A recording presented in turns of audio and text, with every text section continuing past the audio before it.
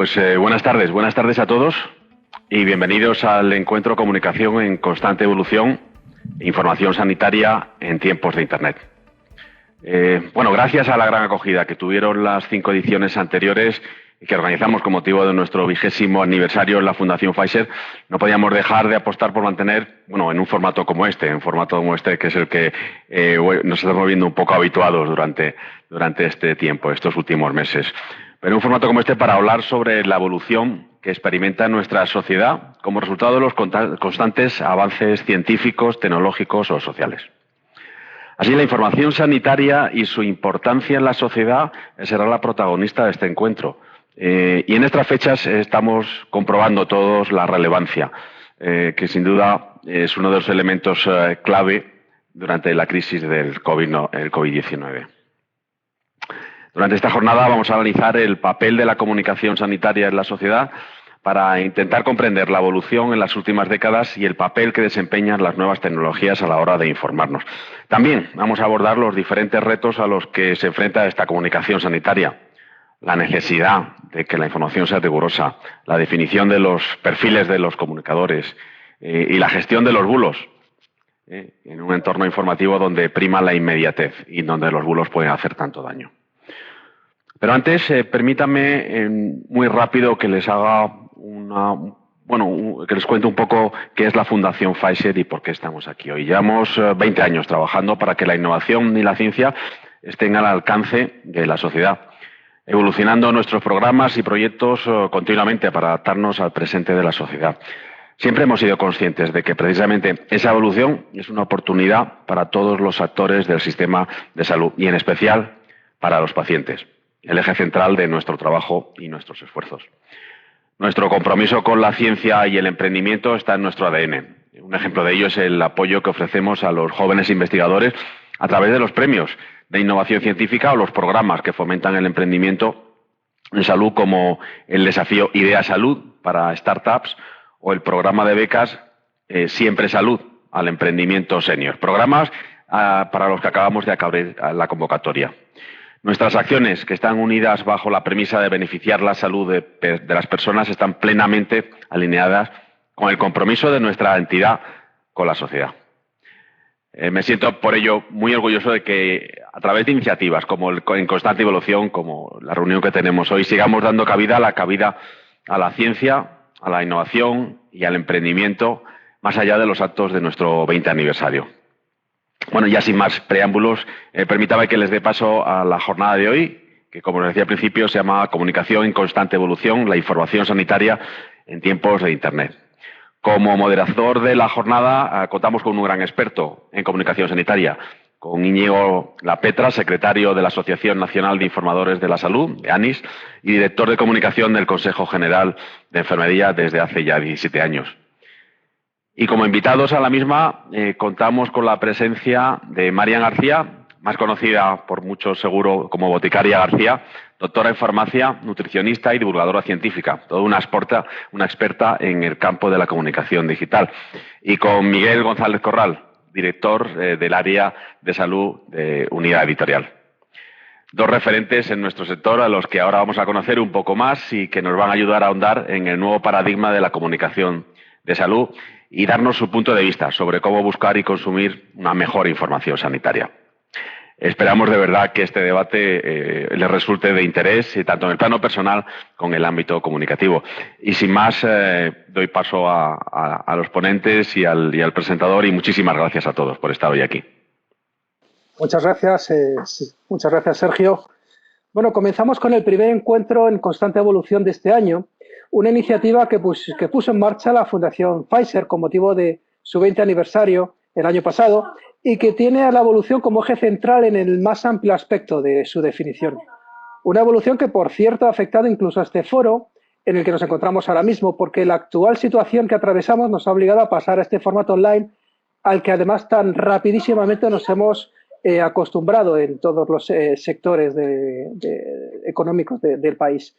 Con estos encuentros, la Fundación Pfizer busca comprender los cambios que está experimentando nuestra sociedad, especialmente en las 2 últimas décadas, poniendo el foco en áreas y disciplinas como la ciencia, la tecnología, la inteligencia, sociedad y creatividad, todas ellas motores de esta evolución. En el encuentro de hoy charlaremos con nuestros invitados de otro aspecto vital que ha cambiado exponencialmente a lo largo de la historia de la comunicación, que es la comunicación. Nos encontramos en un momento donde una buena comunicación es fundamental para cualquier aspecto de la sociedad, ya sea profesional o personal. Existen nuevos formatos que permiten difundir información como nunca nos habríamos podido imaginar hasta ahora. El acceso a múltiples y variadas formas de comunicación e información hacen imprescindible tener la capacidad y las herramientas necesarias para saber y poder filtrar esta información que nos llega o esta información que nosotros generamos. Hasta hace relativamente poco la comunicación sanitaria se centraba en el trato directo médico-paciente, un proceso en el que podíamos asegurar la fiabilidad de nuestra fuente de información, pero que por otro lado esta fuente, o suponía que esta fuente tuviese ciertas limitaciones. Sin embargo, hoy en día, en la actualidad, gracias a las nuevas tecnologías de la información y la comunicación, tenemos a nuestro alcance una gran cantidad de datos con un simple clic. Podemos encontrar desde la ficha técnica de un medicamento hasta los resultados de los nuevos estudios contra el cáncer. Pero una gran cantidad de esta información, que exista esta gran cantidad de información, no significa una mayor calidad, ni muchísimo menos. Existen muchísimas páginas web donde la información que ofrecen puede ser errónea, inexacta o incompleta, y la información fiable escasea. En todo este contexto también encontramos divulgadores con sólidos conocimientos que son conscientes de los riesgos de una mala gestión de la comunicación en salud. Y nuestros dos invitados de hoy son claros exponentes, claros ejemplos de este perfil de divulgador. Por un lado, Marian García, que conoceréis bajo el seudónimo Boticaria García, que es como se hace llamar en las redes, doctora en farmacia y nutricionista, y por el otro, Miguel González del Corral, que es biólogo, máster en comunicación y ahora mismo director del área de salud y unidad editorial, es decir, del Mundo, de Diario Médico, de Correo Farmacéutico y de Cuídate Plus. Ambos son referentes nacionales en este campo y hoy nos van a ayudar a conocer un poco mejor las nuevas formas de comunicación en salud. Nos van a ayudar a saber cómo deberíamos emplear correctamente todas esas herramientas de comunicación que tenemos a nuestro alcance. Nos darán sus puntos de vista sobre cómo consumir información en el ámbito de la salud sin miedo a lo que leemos. Por eso, para analizar la evolución de la comunicación en la actualidad, trataremos diversos temas, como la importancia de la comunicación en la salud, cómo ha evolucionado a lo largo de la historia esta comunicación, la necesidad de una información rigurosa, los nuevos perfiles de comunicadores, cómo gestionar los bulos en un entorno social donde lo que prima es la inmediatez constante. Esperamos que este debate nos sirva para comprender la importancia y la trascendencia de la evolución de la comunicación en nuestra sociedad. Hasta ahora han llegado muchísimas preguntas por la gran expectativa que ha generado este foro. En ese sentido, pues voy a pedir a nuestros invitados que en la medida de lo posible busquen el equilibrio entre ser lo más escuetos posible, pero por supuesto sin privarnos en absoluto de su gran locuacidad, ¿no? Bien demostrada en su labor profesional.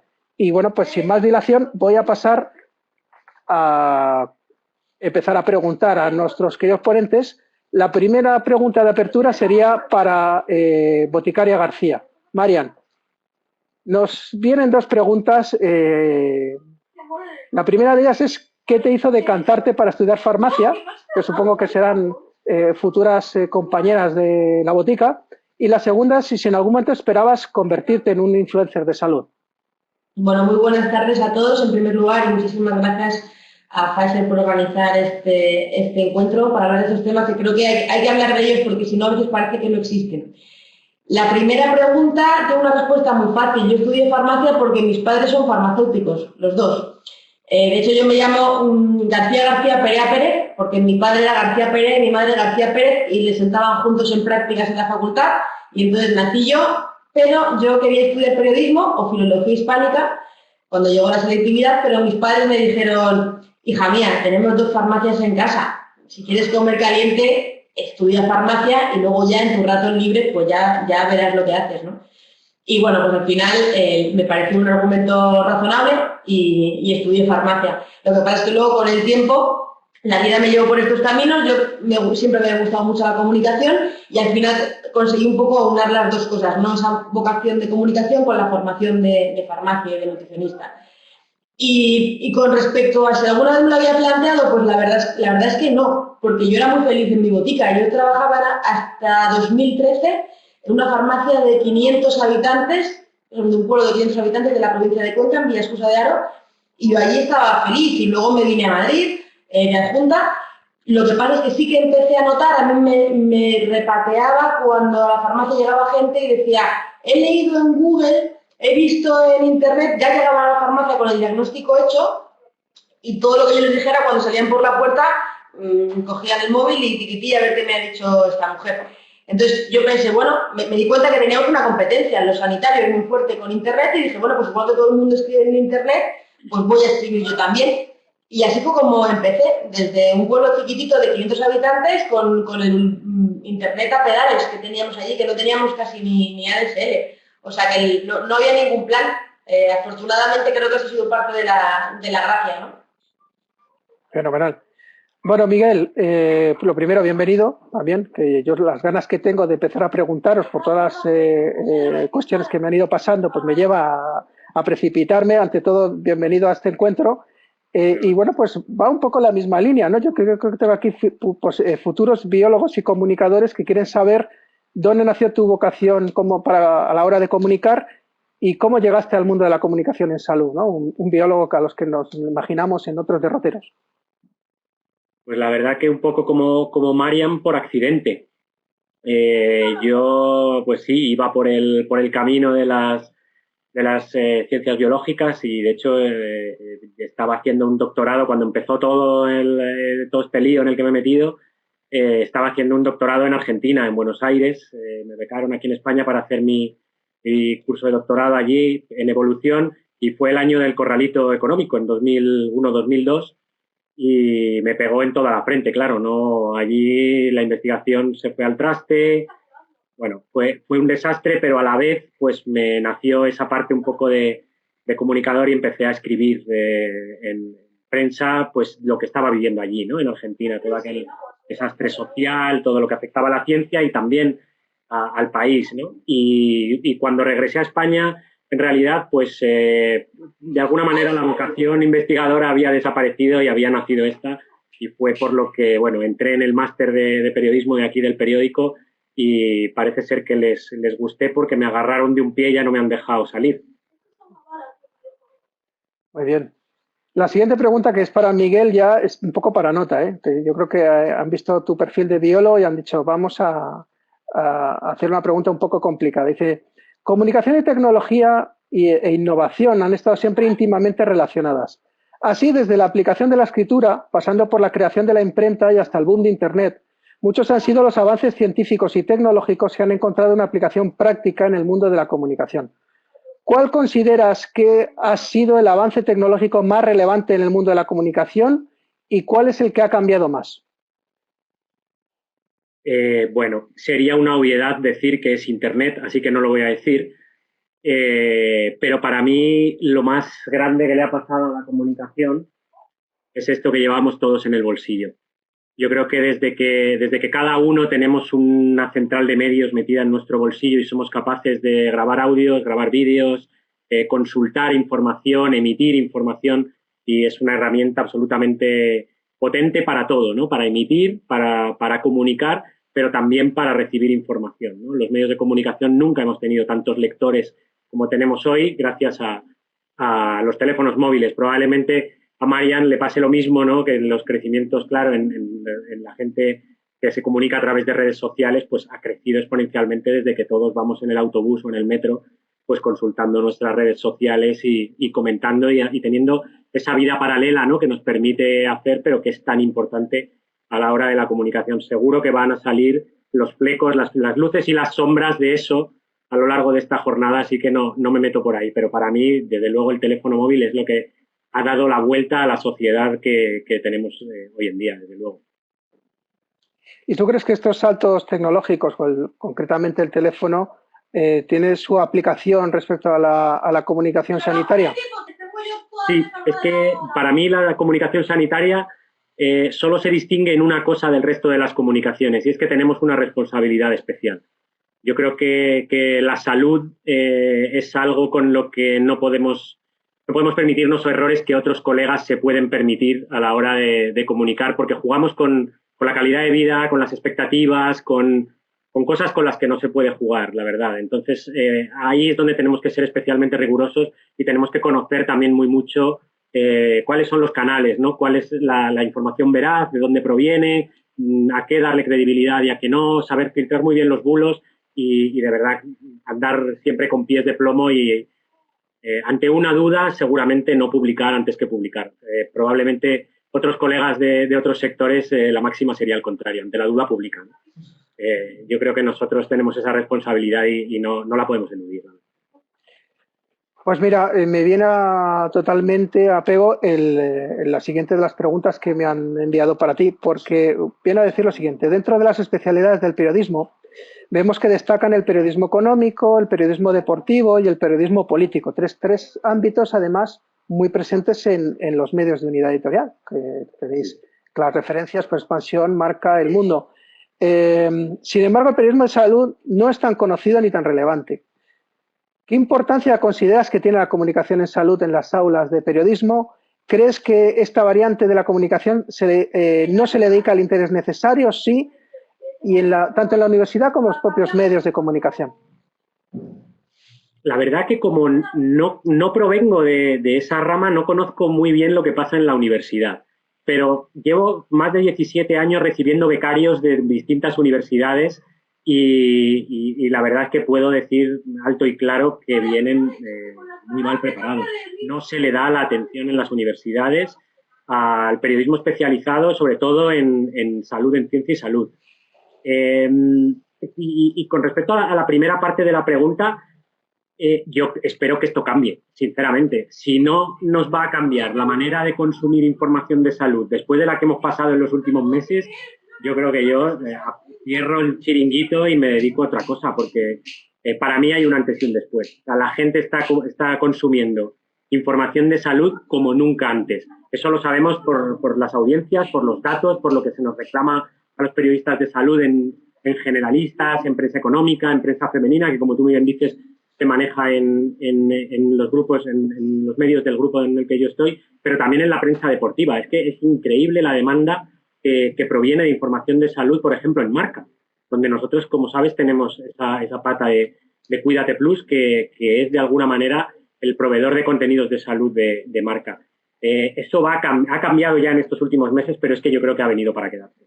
Desde luego, la comunicación en salud, si no la tenía ya, que yo espero que para muchos sí la tuviera, desde luego para mí la tenía, sí lo tenga en el futuro, la misma presencia o más que la prensa económica, la deportiva o la política en un diario generalista. Desde luego, lo que tengo claro es que somos imprescindibles, porque a mí el teléfono no me para de sonar del director del Mundo o de los jefes de Marca pidiéndome contenidos y pidiendo que los periodistas de salud estemos ahí en el día a día.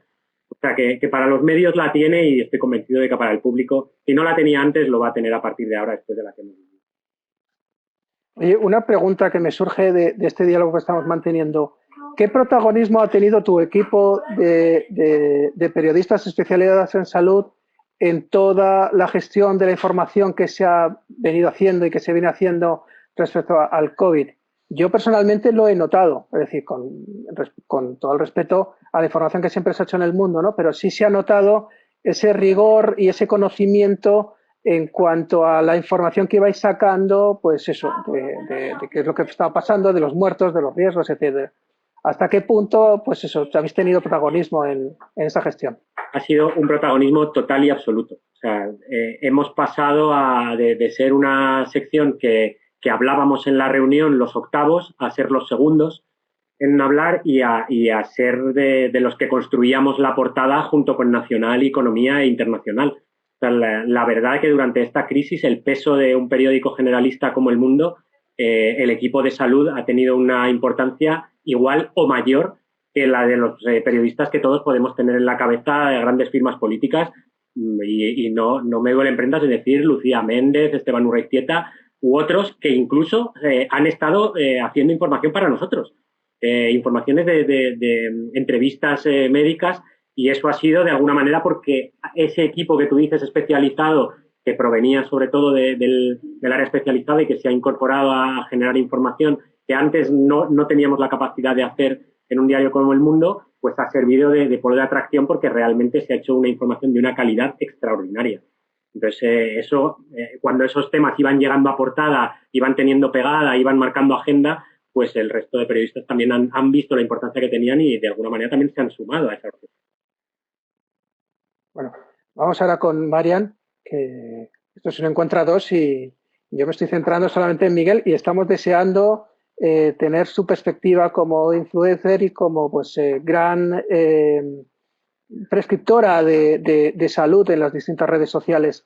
En el último siglo, la manera de comunicarnos ha evolucionado exponencialmente y la comunicación en salud no ha sido una excepción. ¿Cuál es el hecho que crees que ha influenciado más a la hora de comunicar sobre salud en la relación especialista-paciente o profesional sanitario-paciente? Bueno, yo estaba encantada escuchando a Miguel, y podría apuntar más cosas porque la verdad es que es una etapa apasionante. Con respecto a la pregunta, realmente con la comunicación en salud en los medios es algo relativamente reciente. En los años 50 o los años 60 se hablaba de ciencia en los medios y a lo mejor se hablaba de astronomía, del hombre en la luna, pero lo que era salud no se hablaba mucho y ocurrieron dos cosas en los 80, que fue por un lado el VIH, que bueno, pues fue una enfermedad de gran impacto que hizo que hubiera que comunicar sobre el VIH, sobre el SIDA a nivel mundial y concretamente en España ocurrió otra cuestión que fue la crisis de la colza, del aceite de colza, que arrastramos hasta ahora. En España es de los pocos países en los que no se vende aceite de colza, que es más saludable que el de girasol. Y en el plato de Harvard está ahí, pero aquí tuvimos ese problema, ¿no? Entonces, a raíz de lo que ocurrió con la colza, en España pues también se empezó a hablar mucho de salud en los medios y a partir de ahí empezó a haber secciones de salud. Y ya ha sido un no parar hasta ahora. Con respecto a lo que estabais hablando, sobre si realmente hay demanda o no hay demanda, yo me llamas influencer. Yo la palabra influencer es una palabra que no me gusta nada porque tiene muchas connotaciones negativas. Yo no me considero influencer, me considero, bueno, mi profesión es la divulgación, yo soy divulgadora, aunque es verdad que comparto con los influencers que a lo mejor tengo un número de seguidores en redes sociales, pero hay que hacer una pequeña diferencia porque un influencer, se entiende como tal, es alguien que prescribe productos, que prescribe marcas, y yo no prescribo nada, yo no hago publicidad, yo lo que comparto es información. Entonces, ahí, dentro del gremio que podríamos decir de los divulgadores, que yo pertenezco a bastantes grupos, pues por ejemplo Naucas, que es un grupo muy fuerte, de plataformas de divulgación y demás, pues dentro de la divulgación, los que hacen divulgación de física o de matemáticas o de biología, lo tienen más difícil para encontrar trabajo que yo muchas veces, porque a mí sí me pueden demandar para ir a los medios o para hacer conferencias, porque son temas que, como decía Miguel, las marcas los demandan, los medios los demandan porque están más pegados a la realidad. Y en los últimos tiempos lo que hemos vivido es un boom de lo healthy y una explosión que quizá no por un movido simplemente por un motor económico, que hay muchas empresas que quieren vender muchas cosas, pero por lo que sea, el boom healthy existe. Y se habla en las redes de cuidarse, de alimentarse mejor, de hacer ejercicio, y eso hace que todos los que nos dedicamos a la comunicación en salud pues tengamos más oportunidades de trabajo que los que hablan del bosón de Higgs, que un día pues está bien, pero el resto ya pues no, parece que no interesa tanto. Muy bien. Diferentes estudios han apuntado que la comunicación se ha visto afectada por las redes sociales, por su capacidad de globalización desde la información, la actualidad minuto y la facilidad del engaño. La facilidad del engaño, ¿eh? No es mi pregunta. ¿Cómo han podido influir las redes sociales en cuanto a la comunicación en salud?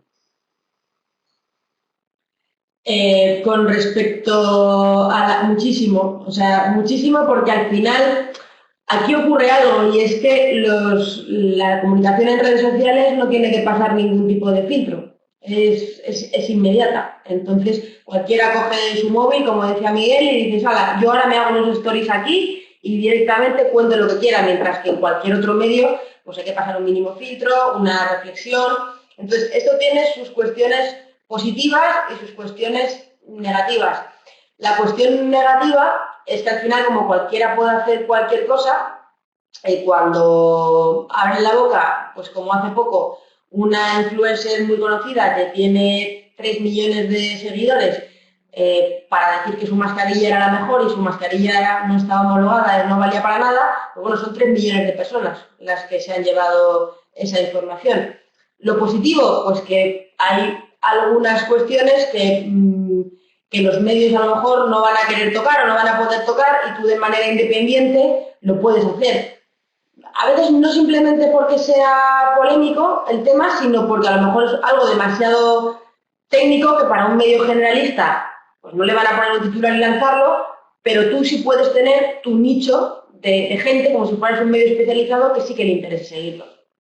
Lo que sí que es cierto, quizás esto ya va para los dos, ¿no? Pero especialmente a Miguel, es que yo lo que vengo observando es que sí que las redes sociales han pasado a ser fuente de información en muchas ocasiones para los medios, ¿no? Es decir, lo que se denuncia en las redes sociales, los periodistas están muy pendientes de lo que ocurre en las redes sociales y muchas veces incluso informaciones minoritarias se han vendido con tanto énfasis que al final han acabado en periódicos nacionales pues como si la representación fuese enorme, ¿no? Y luego también pues denuncias de los propios profesionales, falta de medios, etcétera, acaban siendo fuente de los periodistas que inmediatamente pues se ponen a seguir la información. Bueno, a mí me pasó hace un par de semanas con un medio de comunicación que me llamaron para preguntarme sobre temas de la pandemia y entonces empiezan a poner la pieza, yo estaba como ahora, estaba viendo lo que iban sacando, yo estaba en mi casa y la presentadora me iba a poner y los 5 temas que puso eran mis 5 últimos posts de Instagram. O sea, habían cogido mi Instagram, los 5 desinfectantes, los 5 cacharritos, los 5 últimos posts los habían puesto y había sido la fuente para hacer una pieza entera informativa. Y eso, pues hombre, tiene muchos riesgos también. A mí me parece peligroso. Y desde luego las redes sociales son parte de la realidad. O sea, nos guste o no, son una manera, pues igual que está el Congreso donde se debaten ciertas cosas y son una fuente porque allí hay congresistas, no nos olvidemos que tenemos un presidente de los Estados Unidos que se comunica por Twitter con el mundo. Nos tenemos que acostumbrar o tenemos que aceptar que es parte de la realidad y que hay muchos grandes organismos que se comunican por Twitter. Hemos estado viviendo cómo los datos, por ejemplo, llegaban antes por Telegram, los periodistas durante la crisis del coronavirus, nos llegaban antes los datos de oficiales del Ministerio de Sanidad por Telegram que lo que llegaban por correo electrónico o por cualquier otra vía oficial. Las redes sociales están ahí y los periodistas, pues como receptores o como antenas de lo que ocurre en la realidad para reflejarla, pues tenemos que hacerle el caso que tengamos que hacerle. En Twitter hay médicos, en Twitter hay directores de hospital, en Twitter hay senadores, congresistas, dirigentes de partidos políticos y hay enfermeras y periodistas, ¿no? Nos dejan entrar hasta los periodistas.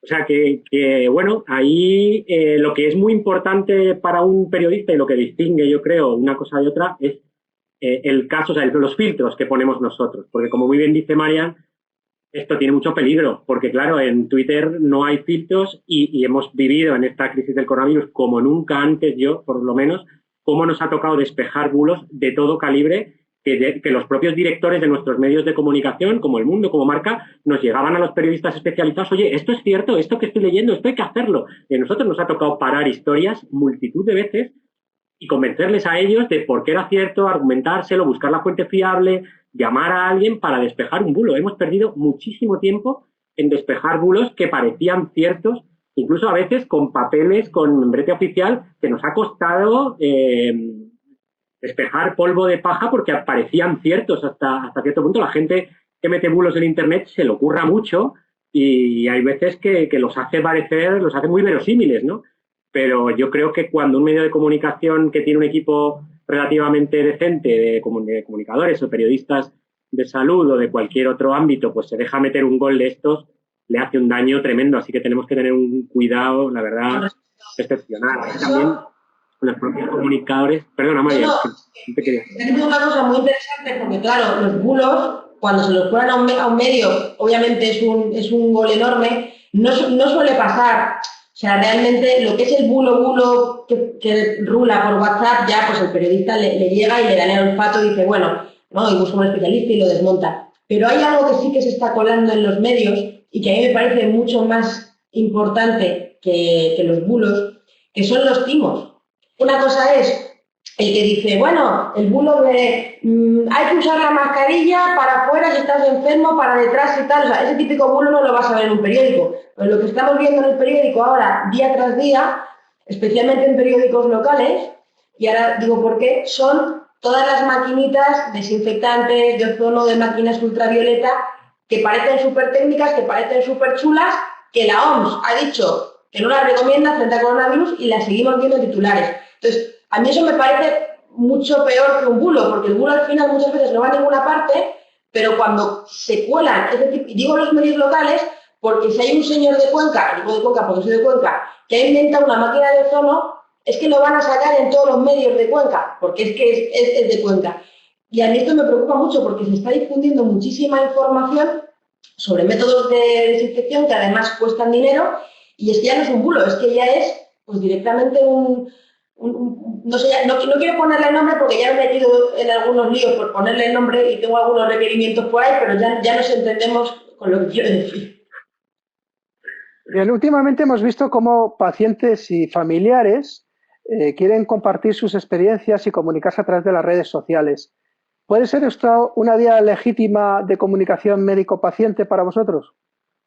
Bueno, ahí hay límites que poner y de hecho la OMC con respecto a los médicos el año pasado lanzó digamos una guía de buenas prácticas porque ¿dónde está el límite, ¿no? Entre la comunicación fluida que tú puedes tener con un paciente y dónde está, bueno, pues hasta dónde puede llegar ese consejo. Eso nos lo hemos saltado, ha saltado por los aires con el coronavirus, porque claro, a nadie se le ocurriría hasta en el mes de enero mandarle una foto por internet de un niño con un ojo con conjuntivitis para que lo viera un oftalmólogo, pero durante la pandemia ha sido necesario porque no se podía salir a la calle, ¿no? Y hemos tenido una asistencia virtual y se están desarrollando ahora muchísimas aplicaciones. Hoy me ha llegado publicidad de 2 al correo para ver si les podía dar promoción de asistencia. Entonces, hay que ver, yo sí que creo, o sea, yo con respecto a la comunidad que yo tengo como farmacéutica, nutricionista, todos los consejos que me piden, si son de manera generalista y yo puedo darlos, creo que es una manera estupenda de generar un vínculo y una confianza con un paciente y que la gente tenga un referente de un pediatra, de un dermatólogo, de un farmacéutico o de un dentista. Igual que tiene el de su barrio, pues que tenga uno virtual. Eso me parece fantástico. Otra cosa es ya, cuando hablamos de sustituir lo que es la consulta, y el paciente muchas veces no entiende esa línea tan delgada, ¿no? Porque te pide consejo médico o te pide una segunda opinión, ahí ya sí que tenemos que hacer una línea roja clara. Y esa línea roja también tiene que aplicar a los profesionales, es decir, todos tenemos que aprender a utilizar nuestras redes sociales, y no es lo mismo una red social pública que una privada, ¿no? Como bien decía Marian, pues en muchos casos las privadas, ¿no? El teléfono de WhatsApp, incluso a veces los pediatras, los médicos de atención primaria nos han dado ese vínculo a los pacientes, ¿no? Para establecer esa comunicación. Eso es una cosa, y otra cosa es que alguien ponga una consulta virtual en Twitter y bueno, pues el profesional sea de dudosa procedencia. Yo creo que con eso hay que tener mucho cuidado y, como siempre en redes sociales, la diferencia entre que sea una herramienta fantástica o entre que sea un peligro público, pues está en el filtro que pongamos, ni más ni menos, en el sentido común y en la honestidad de quienes estamos en ellas, en las redes sociales. Y ahí pues hay que tener todo el ojo del mundo y todo el cuidado para cuando, como dice Marian, a mí seguramente no me va a quedar ningún requerimiento cuando hay un timo, cuando hay alguien que está intentando, digamos, lucrarse o es una información interesada, pues que se detecte, que incluso se bloquee, que ahora también estamos en esta era, ¿no? En la era de que las propias redes sociales son las que se meten en los contenidos de salud, a caparlas, a ponerles límites, a decir hasta dónde sí, hasta dónde no. Precisamente con la pandemia hemos inaugurado esta época, ¿no? Nadie ha parecido poner el grito en el cielo, pero hasta el propio presidente de los Estados Unidos se ha visto de alguna manera tocado por esta especie de censura, ¿no? No sé si es censura o es control o es un medio de establecer estos filtros válidos. Tendremos que evaluarlo, tenemos que pensarlo como como sociedad, pero desde luego ha empezado a funcionar. A lo mejor estamos por ver dentro de unos meses o de unos años cómo son las propias redes sociales las que terminan cortando cuentas que realmente están metiendo información de salud fraudulenta o de dudosa procedencia en las redes sociales. Bueno, la siguiente pregunta va a requerir un cierto compromiso por vuestra parte, que es, ¿podéis hacerme una valoración de cómo creéis que han tratado los medios de comunicación en España toda la crisis de salud pública que hemos vivido y que, bueno, pues hoy en día seguimos viviendo? ¿Vosotros creéis que se ha tratado con responsabilidad? Marian, tú primero. Y así terminas tú bien, ¿no? Quiero decir. Sí, esa.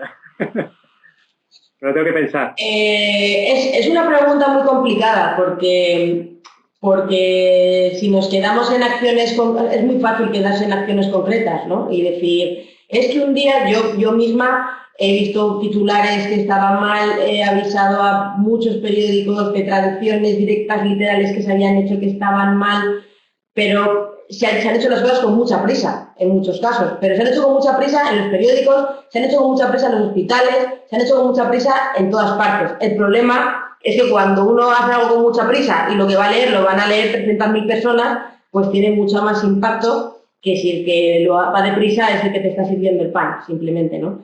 Entonces, yo creo que lo que ha faltado, o sea, ha faltado un poco ese consultar a los expertos, que sí, que se ha consultado, pero quizá no demasiado y quizá, no es por meter el dedo en la llaga, pero es que no hemos terminado con esto. El ejemplo más grave probablemente sea lo que hemos vivido ayer y hoy con la dexametasona. O sea, yo tengo una tristeza enorme por el tratamiento que se ha estado haciendo de la dexametasona. En primer lugar, hoy ya parece que hemos cambiado un poco el discurso. Los titulares de ayer eran bochornosos. Se ha descubierto el primer fármaco contra el coronavirus que salva vidas. Pues yo lo siento, pero cualquiera que lea eso, de hecho a mí me escribieron y me dijeron, oye, claro, a mí me siguen casi 300.000 personas, con estas noticias yo tengo un flujo constante. La gente me escribía y me decía, bueno, pues podremos hacer la verbena en agosto, porque si ya se ha descubierto el fármaco, o sea, la gente ya estaba pensando en hacer la verbena en agosto con titulares así, ¿no? Cuando resulta que estamos hablando de la dexametasona, que es más vieja que mi padre, literalmente, que tiene 63 años el fármaco, que no es contra el coronavirus, que es para una parte de la enfermedad, si tienes esa tormenta de citoquinas, esa inflamación, y que es un fármaco controvertido porque no es antiviral, puede bajar las defensas y se está utilizando desde el principio de la pandemia, porque no tenemos otra cosa, ¿no? Entonces, eso ha sido general. El tratamiento ha sido general. Y un punto más, y es que esa información de momento no ha sido publicada en ninguna revista. Así es, eso es una nota de prensa de la Universidad de Oxford. Tienes toda la razón. Entonces, no es quedarme con esto, pero es que esto ha pasado ayer. Entonces, hay que ir un paso más allá. ¿Por qué está ocurriendo eso? Pues por la obsesión que tenemos con el clickbait, ¿no? Con ese anzuelo, con ese cebo, hay que ser el primero en poner el clic y las noticias dan clic. Pero a mí me preocupa. Porque claro, como decías al principio, la información de salud tiene un impacto en la gente y hay una responsabilidad. Y lo que se genera es una sensación de falsa seguridad, de, bueno, pues vamos a tranquilizarnos que ya está el fármaco llegando todos los días, desde el Remdesivir, siempre tenemos la hidroxicloroquina, si no es la hidroxicloroquina es el de los piojos, no me viene a la cabeza el nombre. Cada semana tenemos uno. Entonces creo que ahí la prensa sí que tiene que tener una responsabilidad importante en esto. Por otro lado, se han hecho entrevistas buenísimas y por otro lado, a mí lo que me ha gustado mucho es que estoy viendo a periodistas en televisión, periodistas de salud y periodistas científicos que son fuente, que acuden como fuente a platós, como expertos y que están haciendo un trabajo excepcional. Entonces no quiero quedarme con lo malo, pero sí que a nivel general creo que las prisas no son buenas y en este caso se va con mucha prisa. Y yo no puedo coincidir más porque esa prisa la he vivido yo en mis carnes. O sea, jamás había visto no nos había pasado nunca, porque si pensamos cuáles han sido los grandes hitos informativos en la historia reciente de España, pongamos, veces en las que yo tengo en la cabeza, ¿no?, que el periódico donde yo trabajo se ha vuelto loco, ¿no? Pues los atentados de Barcelona del verano de antes del 1, hace un par de años o 3. el 11M. Bueno, todos esos que han sido avalanchas informativas terribles y la información se iba construyendo cada 30 segundos, bueno, han durado un periodo de tiempo X, 2, 3, 5, 10 días, 15 días. Pero es que hemos estado 3 meses con un nivel de generación de información y desinformación absolutamente enloquecido, con una crisis sanitaria que jamás habíamos visto, ¿no? Como dice la ley de McClure, que establece una escala de importancia de las noticias en función de la distancia geográfica que tienen, ¿no? No es lo mismo que ocurra una catástrofe sanitaria en China que ocurra en Rumanía, que ocurra en mi barrio, ¿no? Que baje a la calle y la tenga ahí. Pues es que esto es lo que nos ha pasado con el coronavirus. Realmente la distancia de McClure ha sido cero para todos los españoles, ¿no? Nos hemos vuelto absolutamente locos, la demanda de información era absolutamente brutal y los periodistas hemos tenido que dar respuesta a los periodistas, pero también los científicos, porque la información, y es un poco lo que quería un poco complementar lo que ha dicho Marian, la información se ha ido construyendo, nosotros no nos la hemos inventado, provenía pues de las fuentes oficiales, de ministerios, de OMS, de grupos de investigación.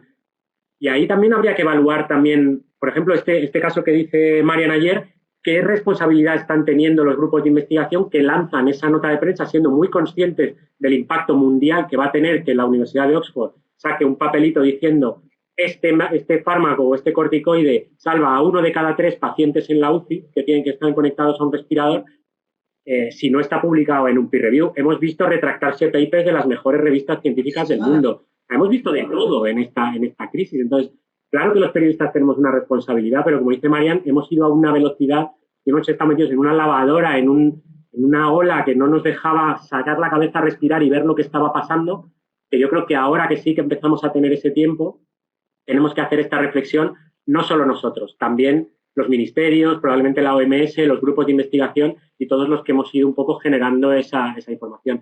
Seguramente habrá muchas cosas que mejorar y aprenderemos mucho de esta crisis sanitaria desde ese punto de vista, desde el punto de vista del tratamiento informativo. Marian ha hecho relación a la política del clic, a la obsesión por el clic que está imperando en algunos medios de comunicación. Y esto me hace recordar en todos los congresos de periodismo sanitario que hemos organizado en ANIS, es un momento en el que bueno, pues estamos todos los periodistas en una situación de absoluto off the record, haciendo un análisis un poco de cuáles son nuestras penas, nuestras miserias y nuestras alegrías también. Y uno de los temas en los que coinciden es que con esta nueva era de comunicación en Internet está afectando de lleno a los contenidos de los medios en los que todos ellos, compañeros periodistas, escriben.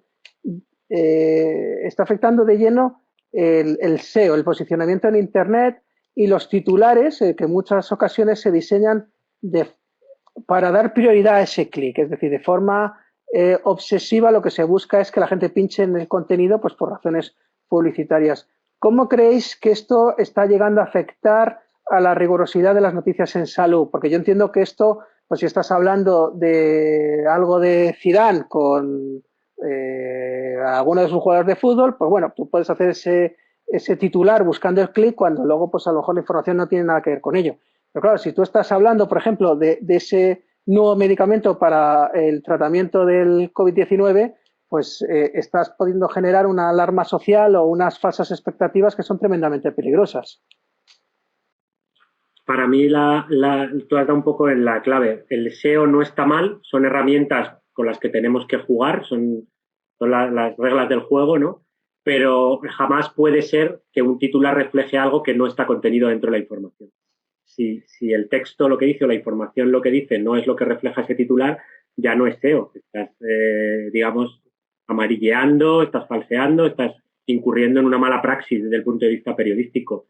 Ahora, si utilizas los términos que sí están en la información para fomentar y favorecer un clic o un posicionamiento dentro de ese SEO, ¿no? De esa búsqueda en Google, pues desde mi punto de vista no es incorrecto. Si yo pasado mañana quiero hacer una información sobre, vamos a poner, un gran hit, ¿no? de este último tiempo, hidroxicloroquina. Ha sido uno de los grandes términos, de los más buscados, ¿no? O remdesivir. Jamás hubiéramos titulado hace mucho tiempo con el nombre del principio activo en un titular.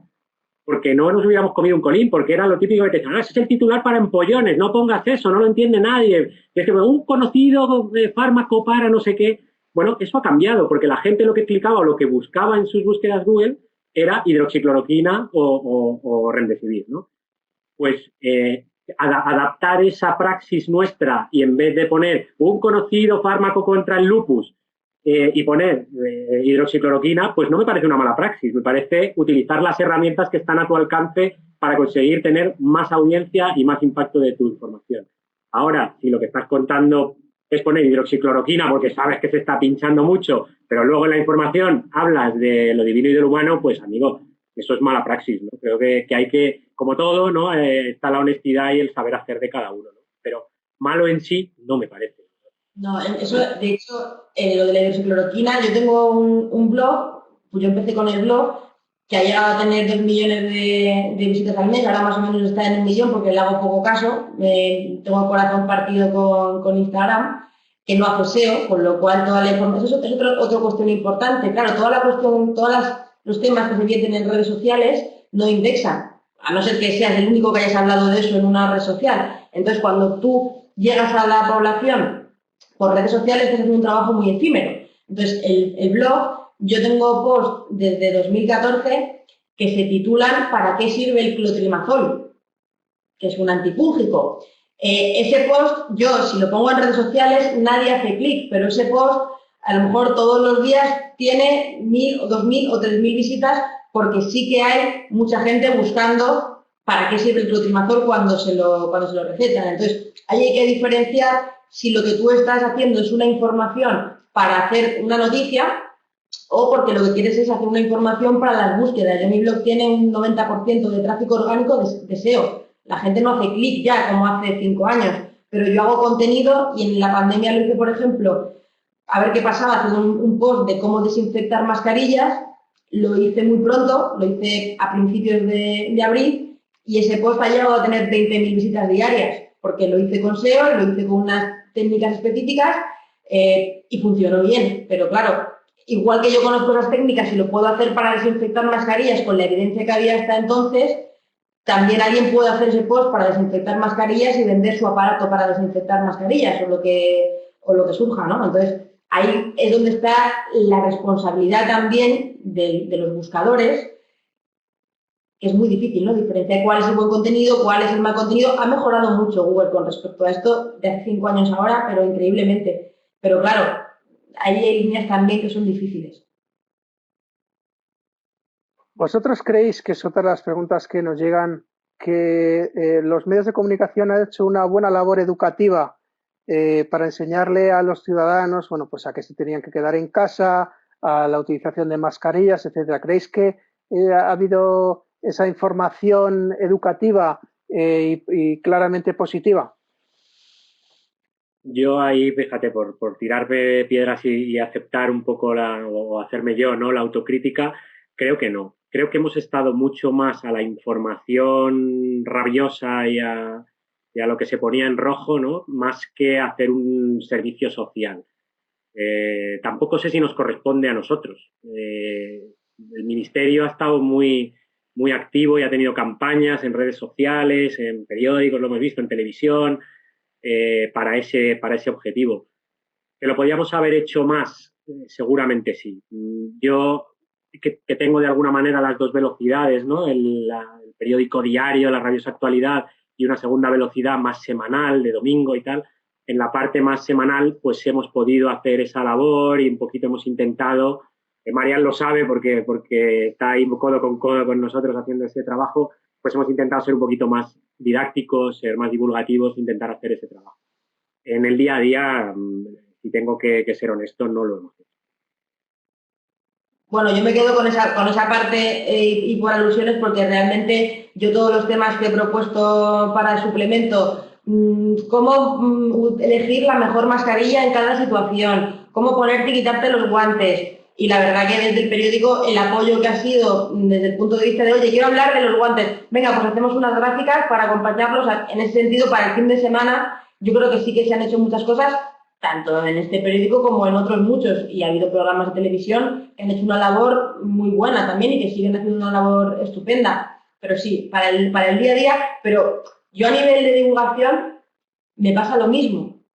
Yo si pongo un post hablando de desmontando un bulo, por ejemplo, como cuando alguien dijo que haciendo vaos se curaba el coronavirus, en aquel momento, al principio, en primero de pandemia, eso tiene muchísimo más impacto, muchísimos más likes y se comparte muchísimo mejor que si yo hago un post diciendo cuáles son las medidas de prevención en casa, o eso interesa menos. O sea, lo que es el bulo, el chisme, el cacharro.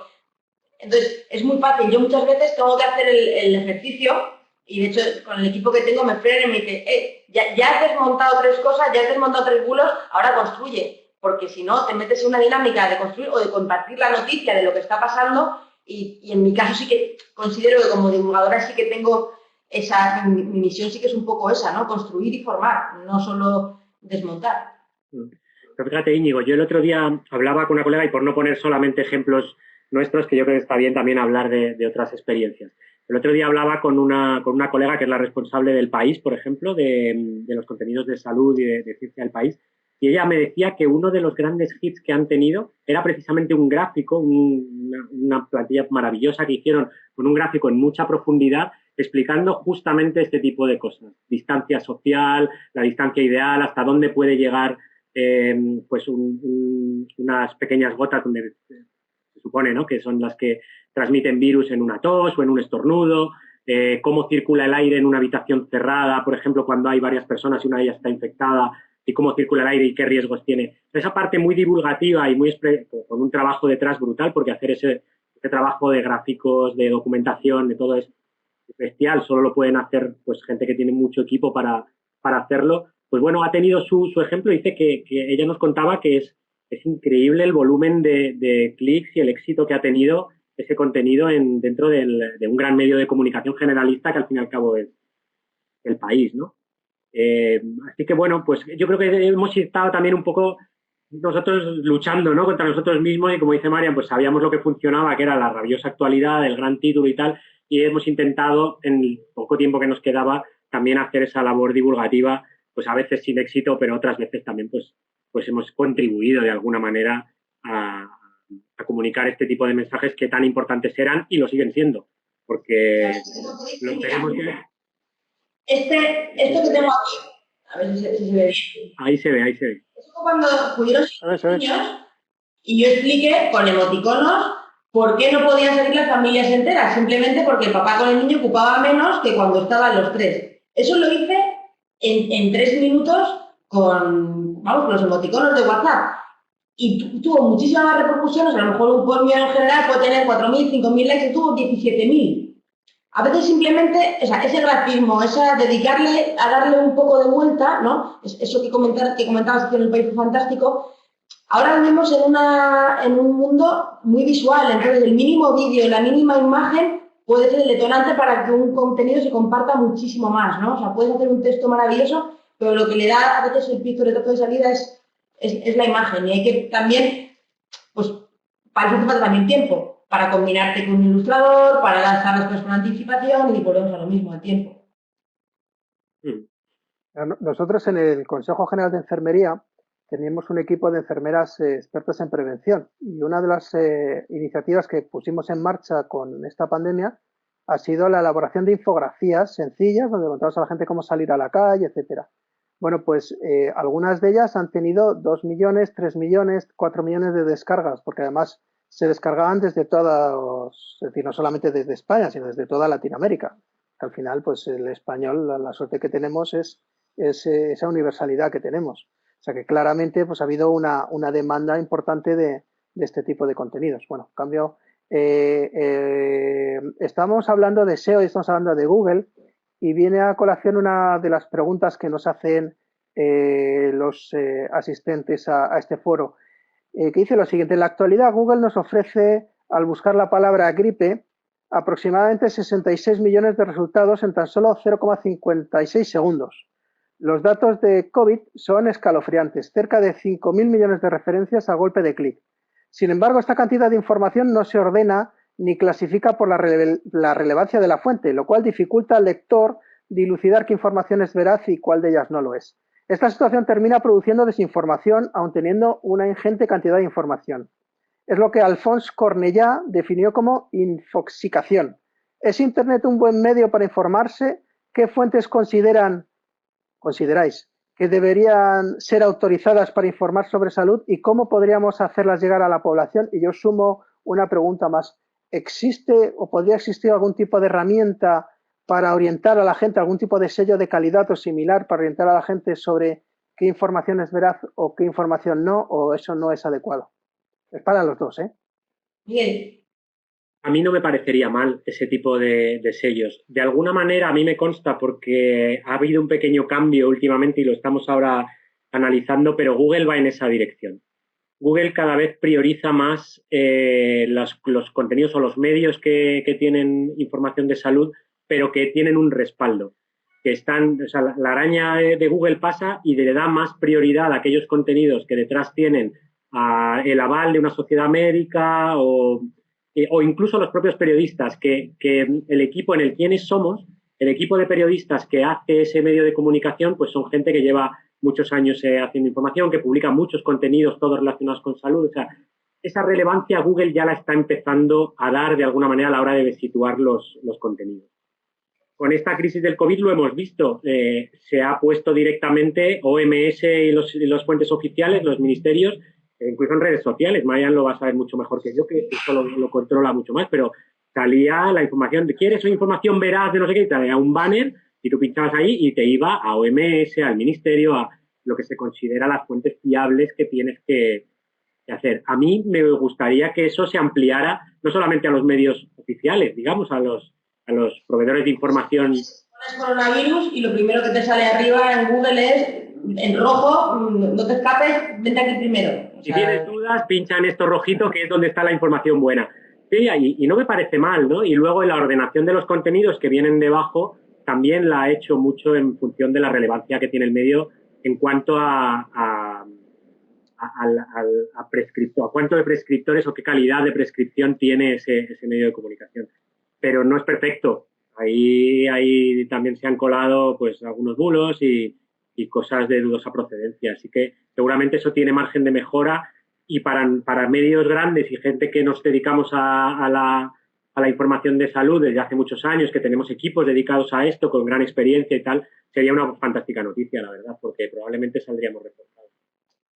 Bueno, realmente los sellos, que ya hay algunos y hace muchos años que hay sellos de calidad para pacientes de salud, el problema es que, claro, no se puede, es imposible auditar diariamente lo que comparte todo el mundo, ¿no? Entonces tú puedes, ocurre lo mismo que lo que ocurre ahora con el famoso sello COVID-free, ¿no? Tú puedes auditar que hasta hoy en esa web todo está muy bien, pero a partir de mañana no. Entonces puedes garantizar unas buenas prácticas, pero el contenido es legítimo. Cuando hablamos de perfiles personales, yo esos sellos para perfiles personales me parecen complicados porque yo misma podría tenerlo y mañana me levanto, se me va la pinza y me puedo equivocar, ¿no? Entonces, yo de lo que soy muy partidaria y lo que yo recomiendo siempre a todo el mundo es que busquen casi todas las sociedades científicas o casi todos los colegios profesionales tienen un apartado destinado a los pacientes y hay mucha información que se comparte de sociedades que no se conoce. Entonces, igual lo que deberíamos hacer, incluso los profesionales sanitarios, en las consultas, los farmacéuticos, los enfermeros, los médicos, es empezar a prescribir ese tipo de webs o que la gente sepa que existen los CDC, que hacen una información. O sea, los CDC tenían en abril ya a principios cómo hacerte un tutorial de una mascarilla con una camiseta cuando no había otra cosa. Y salía un señor cirujano con sus galones haciéndose la camiseta. Bueno, pues esa información es a la que tenemos que llegar. Y eso el problema es que muchas veces ni los propios periodistas ni los propios profesionales sanitarios conocen estas herramientas. La siguiente pregunta es, en cierto modo, es parecida o toca un poco pues los mismos palos, ¿no? Que es, dicen, igual que durante una crisis, durante esta crisis, los profesionales sanitarios reciben protocolos de actuación para manejar a los pacientes, ¿los medios deberían también tener sus protocolos de comunicación? ¿Qué puntos deberían tocar? Es que hacer un protocolo en un medio de comunicación me parece tan complicado, ¿no? no lo sé si deberíamos tener protocolos. Yo creo que las buenas prácticas de nuestro oficio ya deberían ser suficiente protocolo. Otra cosa es que no siempre se cumplan o que haya pues, quien se salte las normas, ¿no?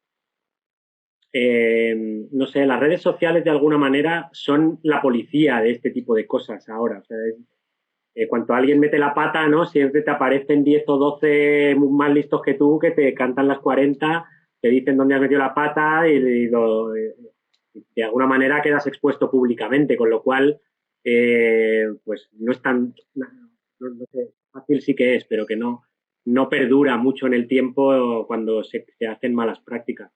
Pero establecer un tipo de protocolo, o sea, ¿cómo lo harías, ¿no? ¿Para qué tipo de información? Por ejemplo, si el protocolo es, ponle que yo tengo en mi equipo, no se publica ni una sola información que no haya sido publicada en revista peer review. Nos pasamos el COVID sin publicar un estudio. Entonces, es que nos tenemos que ir adaptando. O sea, es que el periodismo tiene esto, que es que te tienes que estar adaptando cada minuto casi a situaciones diferentes, ¿no? Y incluso a cambiar el paso. Hemos visto como la propia OMS, con ciertas recomendaciones, ha ido cambiando también el paso a medida que avanzaban las fechas. No sé, yo creo que este tipo de cosas que circunscriben mucho las cosas y que establecen cercos a veces, y en el periodismo especialmente, son complicadas. La pregunta del millón. ¿Los medios de comunicación tradicionales marcan la agenda de las redes sociales o es al revés?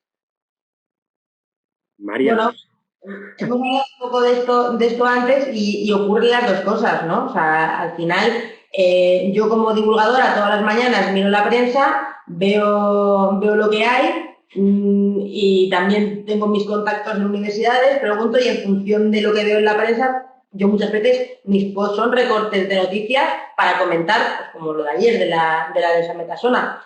Pero también ocurre al revés, también ocurre que hay muchísimos medios que tienen a varios profesionales de referencia y yo de hecho lo noto mucho cuando, ahora menos porque ahora hay mucha gente en Instagram, pero yo hubo un tiempo que estaba mucho en Twitter y dejé de estar mucho en Twitter para estar en Instagram y entonces dejaron de llamarme para muchas cosas en los medios. O sea, antes compartían muchas cosas que yo decía y al no ponerlas en Twitter menos. ¿Por qué? Porque los periodistas estaban en Twitter, no estaban en Instagram. Entonces, cuando yo era más activa en Twitter, cosas que yo compartía eran fuentes de cosas y al estar solo en Instagram, no. Entonces ahí me di cuenta que aunque si me iba de Twitter del todo, esa esfera periodística en parte se pierde porque el periodista es donde está buscando referentes.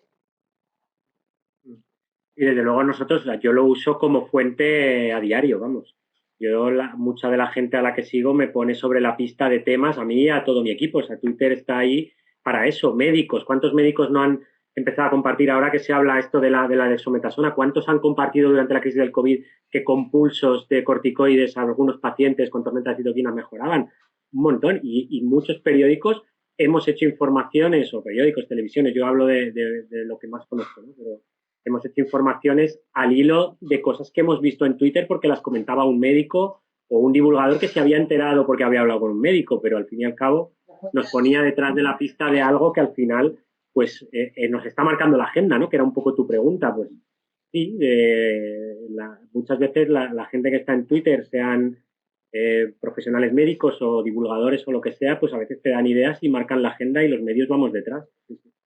Aquí yo creo que lo que es importante es que se pueda trabajar en conjunto, ¿no? Y se está haciendo vamos, cada vez los divulgadores son más colaboradores en medios, tanto en secciones especializadas como con secciones en televisión o en radio. Ahora mismo hay un poco boom de esto y era algo que hasta hace unos años parecía que era vamos, que no podía ser nunca.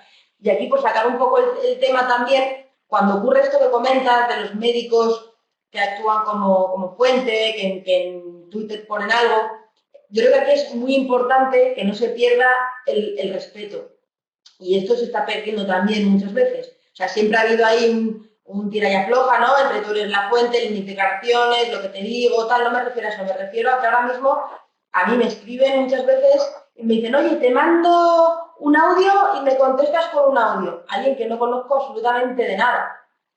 Entonces, ese tipo de periodismo también hay que trabajarlo un poco, porque si tú quieres una fuente y tienes una buena fuente, pues también la tienes que cuidar y tienes que tratarla bien, porque si no, el científico o el médico se enfada y deja de ser esa fuente. Y ahora mismo, con eso de las prisas y con eso de que te mando un audio, pues es que al final, a veces ni los buenos días. Es que he visto un tuit tuyo, me han pasado tu teléfono, ¿me puedes contestar en un audio tal?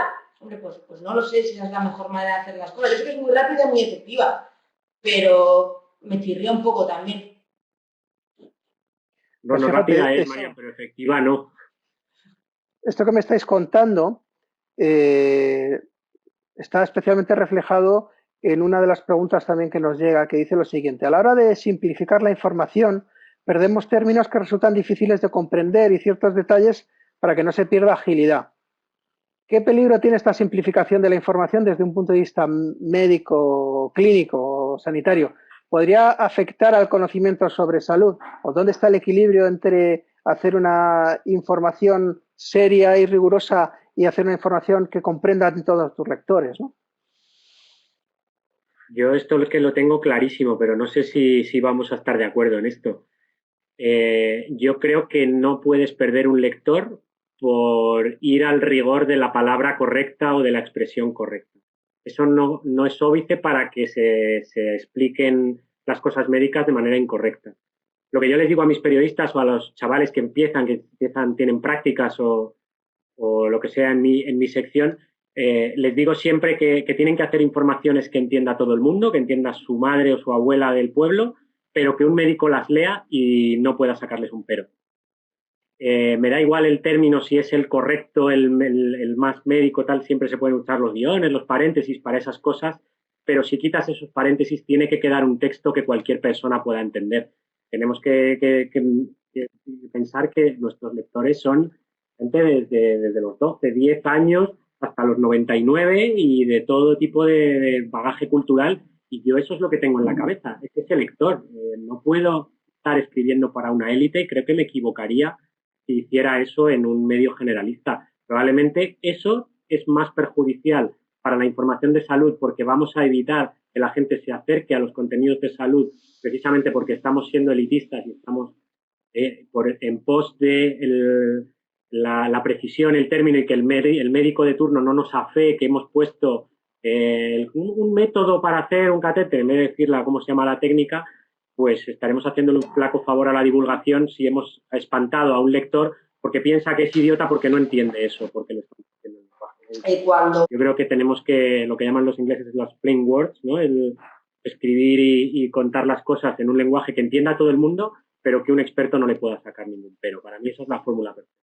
Sí, esa es la clave. Yo estoy completamente de acuerdo. Vamos, es que es algo, yo además me dedico precisamente a simplificar todo lo que puedo, pero la clave es que para simplificar mucho también tienes que conocer mucho de lo que estás hablando para poder simplificar sin obviar partes que sean muy relevantes o sin manipular esa información. Entonces, lo más difícil es lo que se ha dicho de toda la vida, ¿no? Si lo puedes explicar como si lo dijeras a tu abuela, que lo entendiera tu abuela, pero para entenderlo como tu abuela, pues al final tienes que saber tú mucho para no contrariar tampoco al médico o al científico que lo va a leer y no generar ese rechazo. Pero vamos, se puede hacer perfectamente, y además lo bueno la gran ventaja de los medios online es que se pueden poner hipervínculos. Y entonces, ante algún tema en el que haya que profundizar, se puede poner un hipervínculo a otra fuente para que quede reflejada que el periodista realmente sabe de lo que está hablando, pero lo deja ahí en un link por si alguien quiere profundizar, pero igual no hace falta en el texto. Pero vamos, creo que es un arte que es muy complicado y que hace falta estudiar mucho el texto para hacerlo. Pero desde luego se puede hacer, y que cuando un científico... El problema es ese, lo que decíamos, ¿no? Cuando el científico ve que se ha manipulado o se siente agredido, como hay que entender a todos, hay que entender a la abuela y hay que entender al científico. Entonces yo creo que también hay que tener esa empatía con el científico, que a veces el periodismo se pierde y se piden... O sea, yo tengo amigas científicas que me dicen: es que no me interesa, porque es que siempre me piden cosas muy prácticas. Y yo no quiero hablar de cosas prácticas. Bueno, pues a lo mejor no eres la mejor fuente, ¿no? Pero, bueno, pues si la persona no va por ahí, pues no insistas, busca otro. Porque hay que entender que los científicos también son muy particulares y es así, o sea, y entonces, bueno, pues a lo mejor hay que respetar también sus tiempos y a veces no se hace. Nos preguntan para Marian. Dice lo siguiente: entendemos que nadie te enseñó a gestionar cómo ser divulgadora. Pone influencer, pero yo ya he cogido, es divulgadora. Has sido autodidacta y has aprendido de tus éxitos y tus errores. Viéndolo ahora con perspectiva, ¿cuáles han sido las principales barreras que has encontrado en esta carrera como divulgadora? Realmente, una de las principales barreras que yo me encontré, sobre todo en el año 2014 y 2015, en el que no éramos tantos, fue por parte de las sociedades científicas y por parte de... No de mi profesión, porque a mí los farmacéuticos siempre me han acogido muy bien, pero sí de sociedades científicas, pues en charlas, en congresos, que no veían bien que una persona independiente fuera a la tele, a Saber Vivir, a hablar de algo, porque para eso ya había una sociedad científica con un representante y tenía que ser él el que fuera, ¿no? Entonces, el hecho, para mí, lo más complicado al principio, sobre todo, ha sido eso, ¿no? Hacer un hueco como persona independiente que no pertenece a ningún estamento ni a ninguna sociedad y que quiere dar su opinión y que te hagan caso. Eso, hace 5 o 6 años, no era muy fácil. Primero porque en los medios lo de llamar a un divulgador así porque tal también le sonaba raro porque parecía que no iba a tener ningún tipo de validez y por otro lado porque desde las sociedades y desde las asociaciones profesionales había mucha reticencia a que alguien fuera a hablar en otro sentido. Eso me costó. Con el tiempo, afortunadamente, como gracias a Internet y a los móviles pues ha habido muchas más voces, ya se admite como algo natural. Miguel, una pregunta para ti. 2 preguntas, de hecho, que yo creo que se pueden combinar. Viendo el ejemplo de Marian y su experiencia en el sector, ¿crees que este nuevo perfil es la solución ante la falta de comunicadores en salud? Bueno, la falta de comunicadores en salud que yo personalmente no comparto. Yo creo que hay suficientes comunicadores en salud donde además pueden coexistir los distintos perfiles. Pero bueno, los ponentes sois vosotros. Es posible que se pueda, la segunda, es posible que se pueda percibir como cierta competencia, ¿no?, la existencia de los divulgadores, pero estos nuevos perfiles profesionales sanitarios comunicadores podrían complementar el trabajo de los periodistas de salud formando una buena simbiosis. ¿Estarías de acuerdo con esta afirmación? ¿Cómo podrían trabajar juntos? De hecho, un ejemplo de cómo están trabajando juntos es el suplemento vuestro de salud, donde está tanto Marian como enfermera saturada. Pero bueno. Correcto. Y hay más. Yo creo que esa es la fórmula. Somos cosas diferentes y a nosotros como medio de comunicación nos viene fantástico que los periodistas que yo tengo aquí hagan más información pura y dura y que haya divulgadores que hagan divulgación, que para mí son 2 cosas distintas, son 2 géneros distintos dentro del periodismo y eso en Internet también tiene sus ventajas y sus peculiaridades que yo creo que nos benefician a las 2 partes. Claro que es una simbiosis muy útil y vernos como competencia sería estúpido, yo creo. No creo que nadie lo estamos haciendo. Yo creo que todos entendemos que esto es útil para todos. A mi sección o a mi suplemento le enriquece muchísimo, la verdad, la aportación de Marian, la aportación de Héctor, de enfermera saturada, y le aportan una visión que nosotros no estábamos sabiendo dar. Y por eso les llamamos y por eso los incorporamos. Pensamos que es útil y que aportan al proyecto de mi medio de comunicación y es fantástico que podamos colaborar en ese sentido juntos y en Internet pasa un poco, o sea, esa es la parte, digamos, de papel, ¿no? Pero eso tiene un reflejo digital donde también nos enriquecemos y a través de redes sociales pues nosotros utilizamos las nuestras, ellos las suyas y eso tiene también unos canales muy distintos a los que tendríamos solo nosotros sin el altavoz, digamos, también de estos divulgadores que tienen su voz en redes sociales muy importante, muchas veces más que los propios medios más grandes.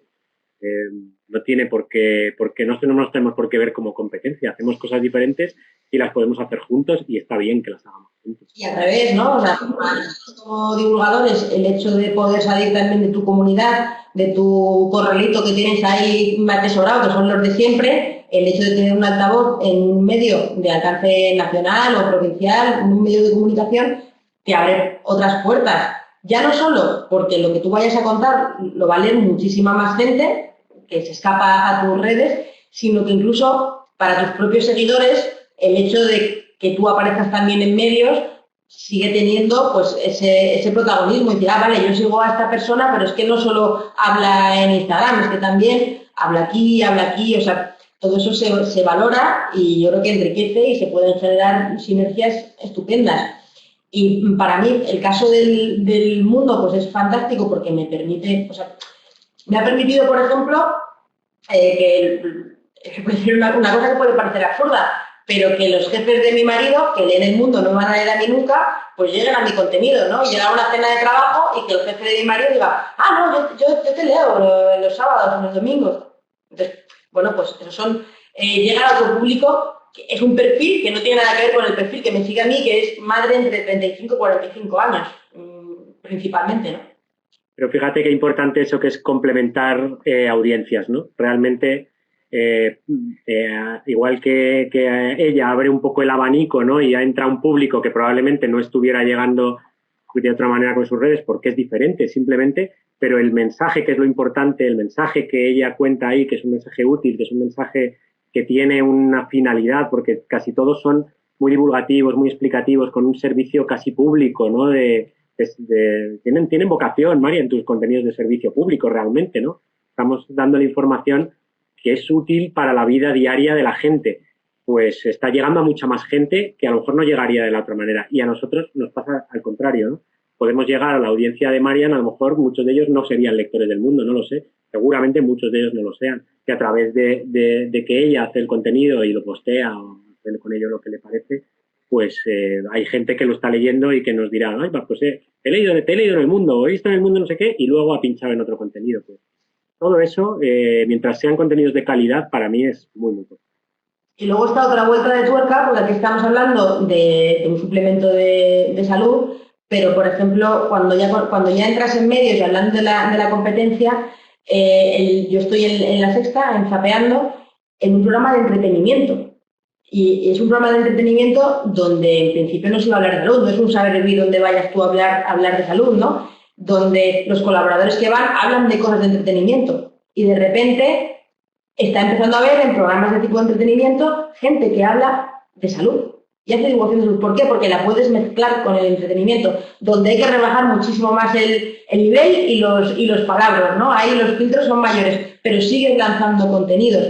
Entonces, creo que todo eso son sinergias al final, porque la persona que está viendo la televisión después de comer y pone La Sexta no espera que salga una chica a hablarle de las superbacterias, como a veces, o de los bacteriófagos, pero oye, ponemos unos muñequitos y al final acaba Miki Nadal hablando de bacteriófagos. Entonces yo creo que sí que se puede ir hacia ahí y que bueno, lo que pasa es que al final cuando vas un poco explorando nuevas vías, pues siempre cuesta y encuentras rechazo y encuentras gente que te dice que eso no va a funcionar y hay muchas veces que no funciona, pero bueno, poco a poco. Y eso conecta un poco, Íñigo, con lo que decías antes de los palabras y de los tecnicismos dentro de los contenidos de salud. Yo creo que cada canal tiene sus peculiaridades y fíjate si en la tele no hay que rebajar ese nivel. Pero qué positivo es que haya divulgadores o haya gente hablando de salud y gente con conocimiento hablando de salud en televisiones. Porque ese público probablemente no está leyéndonos en el mundo, no está siguiendo a Marian en redes sociales, está a otra cosa, es otro tipo de público. Y que nos colemos ahí de alguna manera, digo, nos colemos la información sanitaria, para mí es fantástico y es una buena noticia para el sector. Una pregunta que nos llega ahora mismo por el chat de Miguel Hernández. ¿Cómo estamos en comparación a los divulgadores científicos o de salud respecto a otros países? Bueno, pues, Marian, tú primero. A ver, yo creo que estamos bastante bien, en general. De hecho, en España es que ha habido un boom bastante importante. Te hablo de los últimos 5 años hasta ahora. Si comparamos con América Latina, pues allí es un poco el desierto y cuando van los divulgadores, por ejemplo, como Javier Santaolalla o como Eduardo Sáenz de Cabezón, el presentador de Orbital ECA, les tratan como si fueran estrellas de rock. O sea, porque hablan de matemáticas, hablan de física y hay una gran demanda allí. Y con respecto a otros países cercanos, pues sí, hay movimientos, pero el movimiento de España en divulgación, en ciencia y en salud es muy potente. Y yo lo comparto totalmente y si acaso tuviera que tener algún complejo, que siempre está bien, ¿no? Reconocer estas cosas públicamente, a mí me gustaría tener un Carl Sagan. Claro, no tenemos la NASA, ¿no? Pero bueno, si tuviéramos un Carl Sagan, querría decir que nuestro público está demandando un Carl Sagan y eso sería fabuloso, ¿no? Que, bueno, hemos tenido nuestro Carl Sagan quizás sea Félix Rodríguez de la Fuente, ¿no? Es otro perfil, ¿no? Pero era un comunicador de temas de naturaleza o de ciencia, como queramos llamar, medio ambiente, pues que llegó a todos los rincones, ¿no? Yo creo que el nivel de, bueno, estos que ha dicho Marian y muchos otros que son fantásticos comunicadores y que tienen un nivel muy bueno y que además venden bastante bien, porque cuando te vas a las listas de ventas de sus libros, pues son libros que funcionan sorprendentemente bien, con lo cual habla bien también del público de los lectores en España, ¿no? Y del interés que hay por estos temas. Una pregunta que nos hace Sara García, que además es un tema muy recurrente en muchos de los congresos de periodismo sanitario, ¿no? Él nos dice lo siguiente: siempre se ha dicho que hay que dar información balanceada, es decir, información a los distintos posicionamientos que pueda haber respecto a todos los temas del periodismo. Para facilitar al lector, pues información concreta y contrastada, etcétera, ¿no? Pero eso se debe hacer también en la salud y pone como ejemplo las vacunas. Dice, hay que dar espacio en los medios a mensajes antivacunas, habría que controlarlo, sería ético controlarlo. Este tema, en varios foros, justo en los que me ha tocado moderar, uno de los ejemplos que hemos puesto es el suicidio. Como bien sabéis, en temas de suicidio hay un pacto no escrito para que los medios de comunicación y los periodistas tratemos con especial cuidado, utilicemos una serie de terminología y evitemos abordar esa información pues para de alguna manera pues no mimetizar ese tipo de circunstancias o de situaciones. Esto podría ser aplicable en los antivacunas porque está claro que un niño que no se vacuna es un niño que tiene un riesgo de vida importante. Debería haber un protocolo en el cual de alguna manera nos comprometamos a no dar la visión de aquellas personas cuyos criterios puedan generar un problema serio de salud pública, ¿sí, no? No. Creo que son dos cosas distintas. Si pasado mañana surge un movimiento en España de tierraplanistas que dicen que la Tierra es plana, tenemos que darle la misma voz que al USGS de Estados Unidos o al Instituto Geológico Minero o a cualquier otro estamento. No, obviamente no. El periodismo tiene que mostrar todas las voces posibles sobre un tema, pero no cuando ese tema sea falaz. Ha pasado, por ejemplo, con el cambio climático, es el clásico ejemplo. En los grandes manuales de periodismo, yo estoy en algunos grupos de periodistas científicos y ambientales internacionales y se hacen protocolos después de los grandes congresos sobre este tipo de cosas. Lo del cambio climático es el ejemplo clásico. Hay que darle voz a la gente que dice que el cambio climático es una patraña, cuando el 99.9% de las investigaciones que se publican con peer review en el mundo dicen lo contrario. No, claro que no. Lo que dice la ciencia, hay que darle voz a los distintos ángulos que haya dentro de la gente que tiene una voz autorizada, pero no podemos darle voz al primer charlatán que aparezca simplemente porque haya que diversificar los puntos de vista. No me parece para nada lo mismo que el caso del suicidio, que lo que hay, más que un pacto, sería parecido al suicidio si el pacto fuera no publicamos nada del suicidio, pero el pacto no es ese, el pacto es qué tipo de lenguaje utilizamos y cuántos detalles damos del caso del suicidio. Ahí están los matices, porque eso sí que se ha demostrado y hay muchos estudios que indican, que relacionan en la publicación del contenido y los detalles que se dan sobre cómo se ha hecho ese suicidio con la aparición de suicidios parecidos.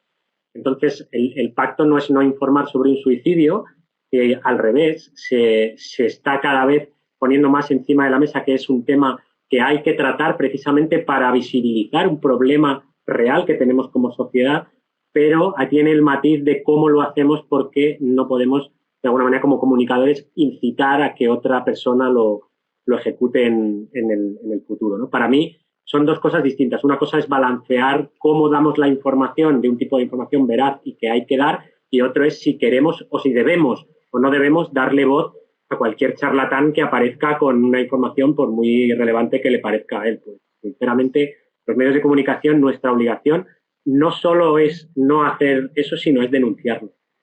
Sobre todo porque además está siendo una trampa muy peligrosa, y es que con la cuestión de los antivacunas, yo el año pasado estaba en un programa de televisión, yo iba a hacer mi sección allí normal y de repente me dijeron, oye, tenemos un antivacunas en la mesa, te vamos a preguntar para que hables con él del debate, y fue así como que me pillaron, vamos, yo iba a hablar de la diarrea, creo, no de las vacunas, ya que estás aquí, pues hablas con el antivacunas. Claro, yo el tema de antivacunas lo tengo bastante trillado, todos los mitos, y es un tema que conozco. Y empecé precisamente cuando me dieron la palabra diciendo, no, aquí no hay ningún debate, si en esta mesa hubiera un señor hablando de la tierra plana, exactamente lo que has dicho, Miguel. Y entonces quedó claro, yo desmonté lo que pude, pero era un señor que tenía una capacidad de palabra, una demagogia, era su discurso, era abogado y se dedicaba a perseguir a familias para que denunciaran a las vacunas, que se puede comer con patas a cualquiera. Entonces, si tú como un medio de comunicación permites que se establezca un debate y tienes a una persona antivacunas entrenada para hablar de eso, capaz de vender arena en el desierto, o sea, lo que estás consiguiendo, ya puedes poner ahí a un premio Nobel, que como el premio Nobel no se va a hablar al nivel del antivacunas, el que está escuchando en su casa, el mensaje que se va a llevar es el de antivacunas, ¿no? Y ahí creo que sí que los medios tienen una responsabilidad y que no te puedes amparar en la libertad de expresión cuando vas en contra de la ciencia y de la salud. De la salud pública. O sea, es que realmente eso es un atentado contra la salud pública, realmente. No creo que debamos... O sea, a mí ese caso que cuenta Marian me parece un caso de mala praxis periodística. Simplemente querer equiparar y decir, no, pues ponemos a un científico que defienda que el cambio climático no existe con otro que sí existe. Es darle... Es visibilizar como un debate lo que no es un debate. No existe el debate. Bueno, yo he estado en foros de este tipo con periodistas de medios conocidos que entendían que no dar voz a los antivacunas era censurar opiniones, como te lo estoy contando. Cosa que a mí creo que no dar voz a un antivacunas lo que significa es un gesto de responsabilidad frente a los lectores, no una censura, porque está claro que bueno, se ha visto como ejemplo como niños que no han recibido determinada vacuna han muerto por culpa de la irresponsabilidad de sus padres. Es que es considerar censura, pongámonos cualquier invento, es que lo podemos llevar a cualquier espectro de la sociedad, ¿no? Pongamos que hay un comentarista político que va a un plató de televisión diciendo que hay un complot político para hacer un golpe de Estado en el Congreso y que lo lidera, o no voy a poner decir un nombre de un político, pero poner el político que os dé la gana que cada uno quiera pensar. Y va paseándose por todos los... Le tenemos que dar voz a este señor porque se está inventando eso es censura si no le sacamos. Es censura. Es que este señor no tiene ningún tipo de aval, ni pruebas, ni nada que avale esto que está diciendo. ¿Por qué vamos a tener que darle los medios de comunicación? No somos escaparates que tenemos que enseñar todo lo que pasa. No, tenemos que filtrar lo que pasa por ahí y el filtro es la verdad o la mentira. Si ese es el filtro, jamás debería estar un antivacunas, jamás debería estar un tierraplanista o jamás debería estar un negacionista del cambio climático en un plato de televisión o en un periódico. Oye, tengo la última pregunta porque ya son las 19:29. Me da muchísima pena porque hay mucha gente que vamos a dejar sin poner sobre la mesa las preguntas, pero es que la participación ha sido absolutamente masiva, así que pues pedir disculpas a todos aquellos cuya pregunta no he hecho. He intentado formularlas de tal manera que abordásemos todas, pero yendo al grano. Y voy a fusionar dos. Una de ellas es de Juana Godoy y aunque se la dirige a Marian, yo tengo aquí una segunda y me gustaría tener un poco la opinión de los dos, ¿no? Juana lo que dice es ¿cómo podemos luchar frente a las fake news en la información de salud? ¿Podrías explicar un poco, pues, cómo crees tú que hay que eliminar, que hay que perseguir esos bulos?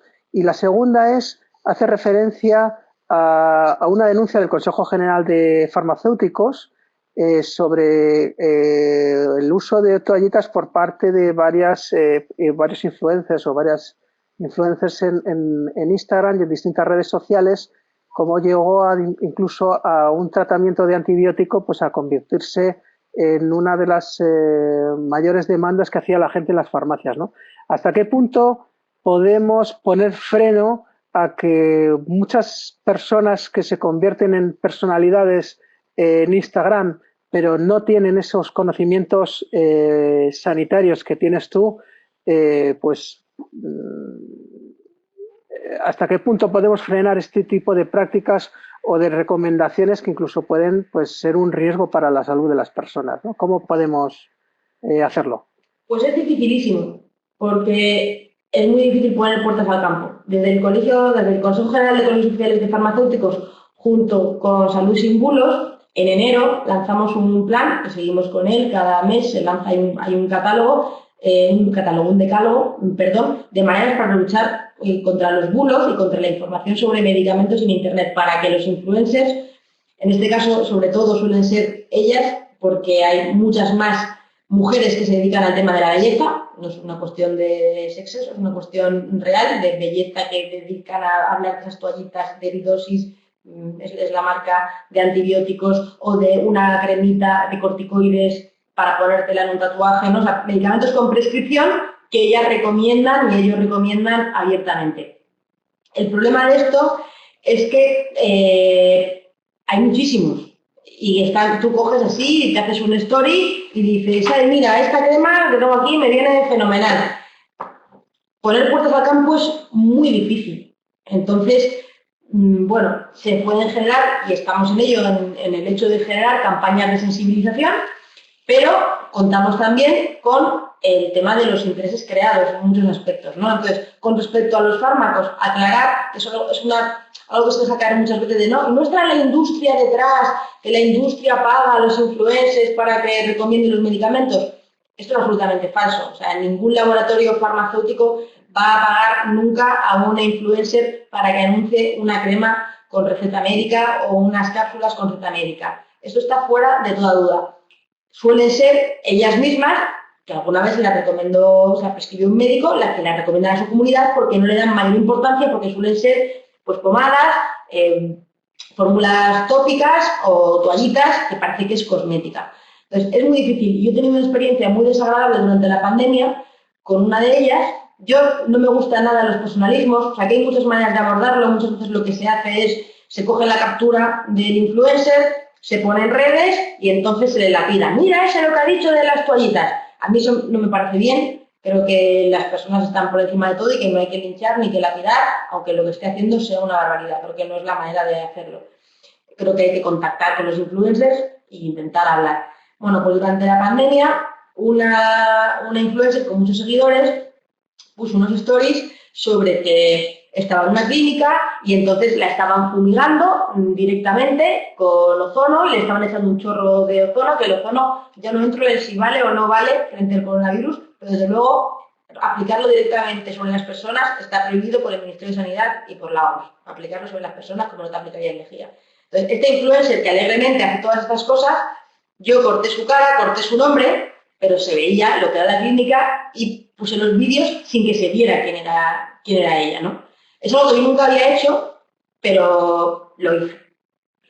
Entendiendo que no se iba a saber quién era, pero claro, le llegó a ella y no solo el problema fue con ella, que yo había cortado el nombre y no se veía, sino que ella pues había cobrado, le habían regalado un tratamiento en esa clínica y entonces, pues claro, el problema estaba en que las de la clínica me escribió acordándose de mi padre, de toda mi familia, de toda la clínica, bueno, el centro de belleza, de todas las familias que yo estaba echando a perder. Pues, o sea, cada vez que haces algo con algún bulo, con alguna historia de estas, te hablan las 60 familias que viven de esa empresa y que las estás arruinando tú, cuando esa empresa lo que está haciendo es vender cosas que no debería vender o productos que van contra la salud. Entonces, es un tema muy, muy complicado y que deberían intervenir las autoridades sanitarias. Y yo creo que mientras que no haya igual que se hace la operación Pangea para detectar los medicamentos falsos, pues debería haber alguna operación influencer para detectar aquellos influencers que hacen ese tipo de cosas, porque mientras no reciban un toque desde arriba, esto no para. No para porque además, ya digo, no son los laboratorios farmacéuticos, que saben que es muy fácil echarle la culpa, sino muchas veces pues técnicas, productos que no son saludables y que se recomiendan y que bueno, pues cuando abren la boca, si hay 3 millones de personas que la escuchan, ya puedes venir tú a decirle nada. Yo de eso, la verdad que puedo comentar más. Podría decirte de la primera parte de la pregunta, que es de cómo se pueden combatir estas fake news o estos bulos, ¿no? Pues con mucho trabajo. Dedicamos horas. Yo he dedicado en esta crisis del coronavirus horas cada día a chequear, a mirar, a ver de dónde venían las fuentes, a hacer llamadas, porque muchas veces no es fácil despejar un bulo o una fake news de este tipo, pero bueno, pues con trabajo, desde luego, no creyéndome las cosas de primeras y trabajando después mucho, o pidiéndole a mi equipo que lo haga y comprobando si eso es verdad o no, acudiendo a las fuentes, básicamente, haciendo lo que nos enseñaban en la escuela, periodismo de primero. Y construyendo. Muy bien. Miguel, o sea, yo creo que también hay lo que hay que hacer, un poco lo que hablábamos antes. Si solo te dedicas, yo hablo mucho con Carlos Mateo, los de Luximbulos, y con mis compañeros de Luximbulos, y al principio todo era rebatir bulos. O sea, rebatir bulos está bien, pero es más importante construir que cuando a alguien le llegue el bulo, ya haya oído en la prensa, en los medios, en algún divulgador, y ya le chirríe. Si tú consigues anticiparte al bulo, y al final los bulos son muy recurrentes. El agua con limón sigue curando el coronavirus, que lo cura todo, quiero decir, hay tratamientos. O sea, si tú consigues hablar de esto sin necesidad de esperar al bulo, pues las posibilidades de ir sembrando un poco la duda, ¿no? O sea, a mí me gusta mucho cuando me mandan mensajes por Instagram y me dicen, oye, Boti, esto mentira, ¿no? Esto suena, porque tú ya escribiste de esto. Mira, ya le metí un poco ese virus del escepticismo y lo miran todo de una manera un poquito más crítica. Muy bien, pues la verdad que a mí personalmente se me ha pasado el tiempo absolutamente volando. Son las 19:37, nos pasamos ya 7 minutos de la hora y aunque yo me quedaría toda la tarde, pues no puede ser, porque aquí hay un montón de gente que seguro que está interesadísima, pero cada uno de vosotros tendréis sin duda vuestros compromisos. Miguel tiene un periódico que cerrar y demás. Entonces, pues simplemente pues daros las gracias por este coloquio, esta charla, donde además habéis hablado con absoluta sinceridad. Yo de verdad que he disfrutado como periodista muchísimo y bueno, que esperamos que en un futuro podamos tener este tipo de charlas ya presenciales y que no haya una emergencia de salud pública que nos impida vernos y estar a menos de 1,5 metros ahí en algún tipo de mesa todos juntos, ¿eh? Así que bueno, pues el agradecimiento también de la Fundación Pfizer, también el agradecimiento al equipo de la Fundación Pfizer que ha hecho posible este webinar, que llevan trabajando un montón de tiempo para reunir a estos 2 expertos que han estado compartiendo a corazón abierto pues toda la información, toda su buen hacer como divulgadores que son. Y bueno, pues cerrar este debate. Muchas gracias a los dos. No sé si queréis hacer algún tipo de conclusión o si no, pues directamente nos vamos, nos despedimos de todas estas personas que nos están viendo y nos vamos. Yo solamente agradecer a la Fundación, a ti como moderador y al público que ha estado soportándonos aquí 1 hora y media, Marian y a mí. Pues nada, yo por mi parte lo mismo, agradeceros a los dos y a la Fundación Pfizer por organizar este evento y porque, como decíamos al principio, se hable y se dé visibilidad. Así que muchísimas gracias. Muy bien. Muchas gracias. Pues nada, lo dicho, que esperamos que la Fundación Pfizer siga haciendo este tipo de iniciativas tan necesarias, ¿no? Para llenar la comunicación de la calidad necesaria, ¿no? Y para dejar atrás pues cualquier iniciativa que no tenga pues los parámetros necesarios para llegar al público. Y bueno, que ha sido un placer estar con vosotros dos y que muchísimas gracias. Os leo el domingo que viene en el suplemento del Mundo a los dos. Bueno, a Miguel probablemente antes. Muchísimas gracias. Hasta pronto. Muchas gracias. Y gracias a quienes han estado ahí. Hasta luego.